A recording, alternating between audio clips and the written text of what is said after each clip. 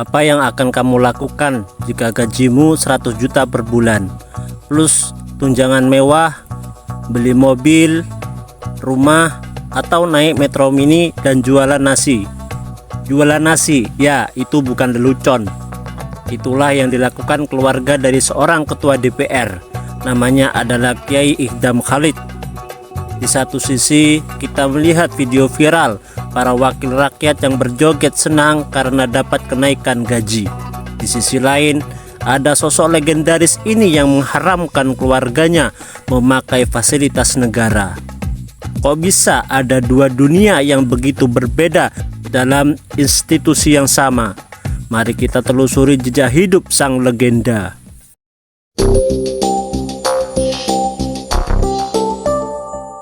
Dalam catatan sejarah, ada sosok Ketua DPR Republik Indonesia periode tahun 1971 sampai tahun 1977 yang bernama Kiai Idham Khalid, yang terkenal sebagai legislator termiskin karena tidak pernah bernafsu dengan berbagai tunjangan, fasilitas keluarga ataupun mobil dinas.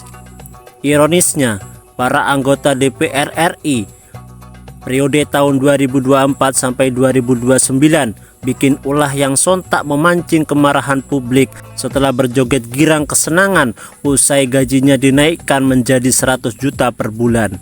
Gaji bersih ini belum termasuk tunjangan perumahan sebesar 50 juta dan sejumlah fasilitas mewah lainnya. Ratusan legislator tersebut menari mengiringi lagu daerah Sajojo dan Famire pada sisi penutupan sidang. Kelimpahan harta bagi wakil rakyat ini diumumkan dalam sidang tahunan MPR dan sidang bersama DPR dan DPD. Profesor Kiai Haji Idham Khalid. Jabatan yang diemban Idham Khalid sangatlah prestisius. Idham Khalid juga pernah menduduki posisi sebagai Wakil Perdana Menteri RI, Menteri Kesejahteraan Rakyat, Ketua DPR hingga Ketua MER. Kiai Haji Idham Khalid juga tercatat sebagai Ketua Tanfiziyah Nahdlatul Ulama terlama dalam sejarah organisasi tersebut, yakni selama 28 tahun pada periode tahun 1956 sampai dengan tahun 1984. Meski Idham Khalid menduduki berbagai jabatan tinggi negara dari menteri, hakim hingga ketua DPR MPR RI, tetapi hidupnya sangat sederhana. Ia dikenal sebagai sosok yang jujur, tak silau dengan jabatan. Idham Khalid bahkan mengharamkan keluarganya menggunakan fasilitas negara. Keluarganya pun jika bepergian hanya menggunakan kendaraan umum metro mini. Anak-anaknya bahkan berjualan nasi dan air untuk menunjang kehidupan mereka.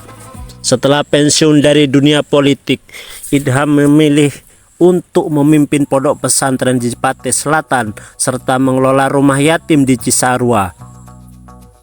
Ia juga aktif mengajar para santri dan murid secara langsung dari kediamannya. Idham Khalid meninggal dunia pada 11 Juli tahun 2010 dalam usia 88 tahun. Untuk menghormati jasa-jasanya, Bank Indonesia mengabadikan sosoknya pada pecahan uang kertas 5.000 dari pesantren ke puncak kekuasaan. Tak banyak tokoh bangsa yang namanya terpampang di mata uang negara. Salah satunya adalah Kiai Idham Khalid, mantan ketua MPR atau DPR yang justru tercatat sebagai anggota dewan termiskin sepanjang sejarah Republik. Namun, kemiskinan materi itu berbanding terbalik dengan kekayaan jasa dan pengabdiannya untuk negeri. Idham Khalid yang lahir di Satau, Kalimantan Selatan pada 27 Agustus tahun 1921 adalah teladan kesederhanaan. Meski berasal dari kalangan terpandang, ajaran ayahnya seorang penghulu menanamkan padanya bahwa kemuliaan seseorang bukan terletak pada keturunan, melainkan pada amal dan bakti. Kecerdasannya sudah terlihat sejak kecil. Saat masuk sekolah rakyat, ia langsung ditempatkan di kelas 2. Bakat orasinya pun mulai bersinar sejak usia dini. Jejak pendidikannya berlanjut ke Madrasah Ar-Rasyidah dan kemudian pesantren Gontor di Ponorogo, Jawa Timur. Di Gontor ia menguasai setidaknya 5 bahasa asing, Arab, Inggris, Jepang, Jerman, dan Perancis. Kemampuan bahasa Jepangnya yang fasih membuatnya kerap menjadi penerjemah bagi pemerintah pendudukan Jepang, membawanya berkenalan dengan para tokoh Nahdlatul Ulama yang kelak menjadi jalan hidupnya. Karir politiknya melejit cepat. Usai kemerdekaan, ia bergabung dengan perjuangan di Kalimantan dan menjadi anggota parlemen. Pada tahun 1952, ia memilih bergabung dengan Nahdlatul Ulama setelah partainya memisahkan diri dari Masyumi. 2 tahun kemudian, di usia yang masih sangat muda, ia sudah menjadi wakil ketua partai.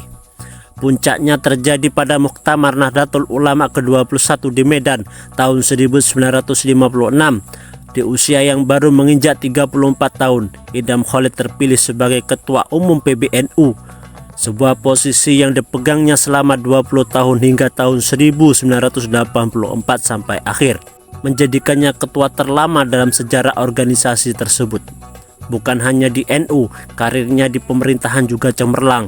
Ia terpercaya menjadi wakil Perdana Menteri dalam Kabinet Ali Sastronidjojo II dan Kabinet Junda di era Orde Baru. Meski banyak tokoh lama tumbang, posisinya tetap kokoh. Ia menjabat sebagai Menteri Kesejahteraan Rakyat, bahkan merangkap sebagai Menteri Sosial ketika partai-partai Islam dilebur menjadi Partai Persatuan Pembangunan. Idham Khalid pun dipercaya sebagai presiden partainya yang pertama. Ia juga memegang jabatan strategis sebagai Ketua MPR atau DPR RI periode tahun 1971 sampai 1977 dan Ketua Dewan Pertimbangan Agung. Yang membuat istimewa adalah integritasnya di tengah gemerlap kekuasaan. Laporan harta kekayaan penyelenggara negara yang tercatat menempatkannya sebagai anggota DPR termiskin sepanjang sejarah. Sebuah ironi yang justru mengukuhkan namanya sebagai politisi yang bersih dan tidak memanfaatkan jabatan untuk memperkaya diri. Dedikasinya tidak hanya di dunia politik. Ia mendirikan Universitas Islam Nusantara dan pesantren Rasyidin Khalidiyah di Amuntai, Kalimantan Selatan yang telah berusia lebih dari seabad. Pada 2011, Presiden Susilo Bambang Yudhoyono menganugerahkan gelar pahlawan nasional. 5 tahun kemudian penghormatan tertinggi datang. Wajahnya menghiasi uang kertas pecahan 5.000 yang diluncurkan Bank Indonesia, mengukuhkan sebagai pahlawan yang dikenang setiap hari oleh seluruh rakyat Indonesia.